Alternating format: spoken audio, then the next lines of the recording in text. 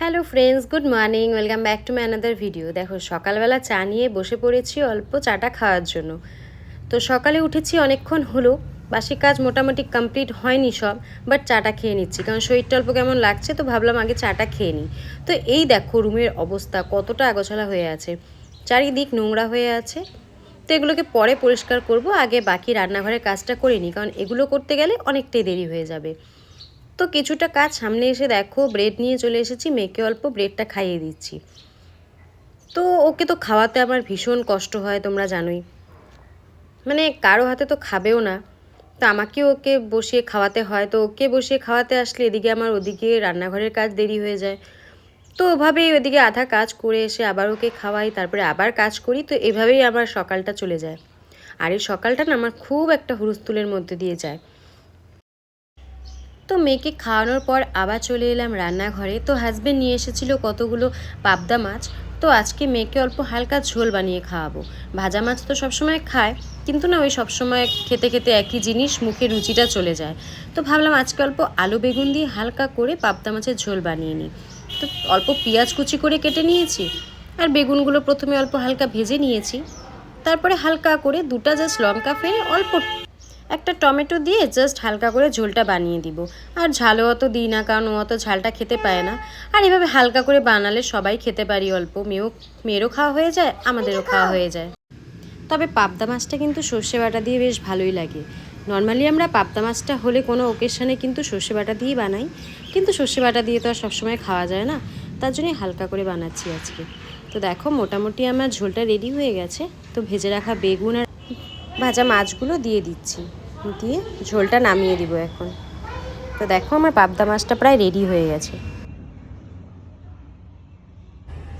তো ফ্রেন্ডস দেখো, সকালের কাজকর্ম মোটামুটি সব কমপ্লিট হয়ে গেছে। তো মেয়েকেও মোটামুটি সকালের খাওয়াটা খাইয়ে দিয়েছি। তো এখন আমার অল্প বাইরে কাজ আছে, তো তার জন্য আমি একটু বেরোবো এখন। তো রেডি হয়ে গেছি, তারপরে আবার চলে আসবো 12টা-1টার দিকে, কারণ এসে মেয়েকে আবার খাওয়াতে হবে, স্নান করাতে হবে। তো তার জন্য তাড়াতাড়ি যাই, বাইরের কাজটা করে আসি, তারপরে তোমাদের সাথে আবার দেখা হচ্ছে। তো দেখো বাড়িতে আস্তে আস্তে প্রায় সন্ধে হয়ে গেছে। তো আসার পরে দেখো যেগুলো কাপড় জামা ধুয়েছিলাম কিছুটা শুকায়নি, আর যেগুলো শুকিয়ে গেছে সেগুলোকে এখন গুছিয়ে রাখতে হবে। আর এই সন্ধ্যের এই কাজটা না আমার ভীষণ আলসের কাজ লাগে, মানে এটা আমার করতেই একদম ইচ্ছা করে না। এই যে কাপড় জামাগুলোকে গুছিয়ে আবার যেখানের কাপড় সেখানে রাখা, এই কাজটা আমার কেন জানি না, আমার এত কাজ করব কিন্তু এই কাজটা আমার করতেই ইচ্ছা করে না বিকেলবেলা বাড়িতে এসে। তো দেখো ঘরবাড়ির অবস্থা কেমন একটা হয়ে থাকে, যতই গুছাই আবার এসে দেখি সব উল্টোপাল্টা হয়ে আছে। তো দেখো এখানে একটু ব্যানানা এনেছিলাম মেয়ের জন্য, তো দুদিন থেকে খাচ্ছে না আবার। তো কাপড় জামাগুলো ভাঁজ করে নিচ্ছি, যেখানে জামা কাপড় সেখানে রেখে দেবো। আর আমার মেয়েরই তো অনেক জামা কাপড় বের হয়, সারাদিনে মোটামুটি 5-6 জোড়া ওরই কাপড় বের হয়।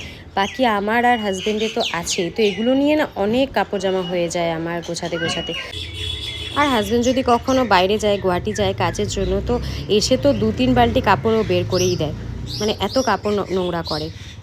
তো যেগুলো পারি হাত ধুয়ে ধুয়ে দিই, আর যেগুলো পারি না সেগুলোকে ওয়াশিংয়ে দিয়ে দিই। তো দেখো এখন বাজে প্রায় 7টার মতন। তো এখন এই টুকটাক কাজগুলো করে অল্প চা বানাবো, চাটা খেয়ে তারপরে মেয়েকে নিয়ে বসবো অল্প পড়াশোনা করাতে। ওর আর পড়াশোনা, যেদিন মর্জি হবে পড়বে, আবার যেদিন মর্জি হবে না পড়বে না। তো তাও অল্প অভ্যেস, আর ওই ঘরে বসে নিয়ে ওকে অল্প আর। তো দেখো পড়াশোনা করানোর আগে দেখো আলমারিটা খুলেছিলাম জাস্ট জামা কাপড় রাখার জন্য। তো দেখছি কত ঠান্ডার কাপড়গুলো এখনও ঢোকানো হয়নি, অনেকগুলো তো ঢুকিয়েছিলাম, তো কয়েকটা বাইরে ছিল। তো দেখো কতগুলো জমে আছে এখনও। তো এগুলোর এখন আর দরকার নেই, বেকার আলমারিটা জায়গাটা নষ্ট করে আছে।